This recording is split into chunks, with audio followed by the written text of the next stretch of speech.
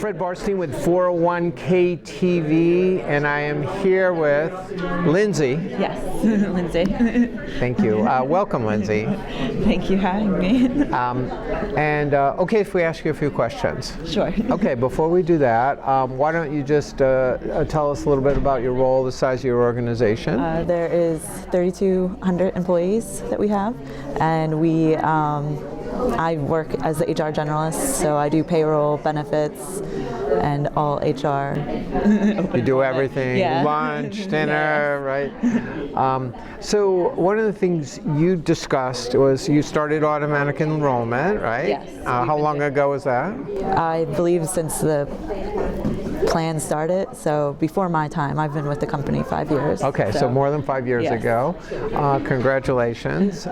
But you bring up, it's not a panacea. There are some issues yes. when you get to automatic enrollment. And why don't you explain some of those so we can learn?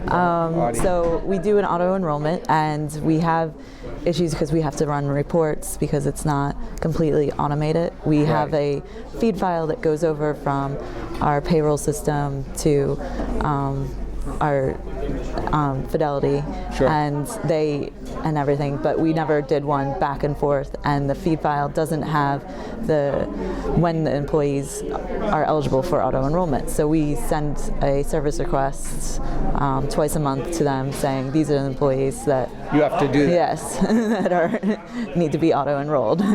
And you can't forget anyone, right? No. So we run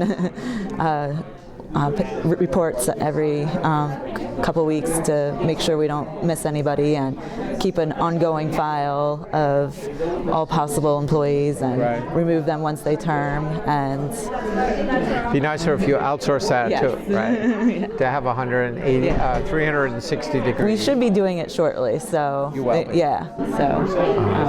So yeah, it's a good lesson to say, make sure you're payroll and record keeper before or as you're thinking about doing automatic enrollment. So you're going to get that done quickly, right? Yes, exactly. But even the biggest record keepers like Fidelity, right, it still is an issue. Well, and during our talk and everything, one of the other companies, they said that they had issues with the person that they did their auto enrollment and everything. They worried that sometimes the people weren't getting their documentation and everything, and people didn't know about their enrollments opportunities, and so they weren't aware of investments and whatnot, so they didn't get the welcome booklet. And so that was an issue too. So you have to, even if you completely automate it, you have to remember to keep track of it and make sure that everybody's getting auto enrolled, even if it's completely and utterly automated.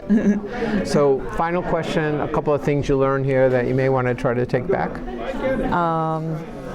Doing documentation.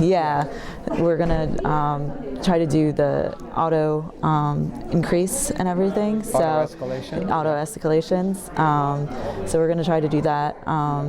We're combining two companies' plans right now, so it's just working out all the details and everything. So we're working on that, but the auto escalation is definitely something, and documentation of how we're doing everything and the minutes during our investment meetings. So great. Well, good. Well, congratulations.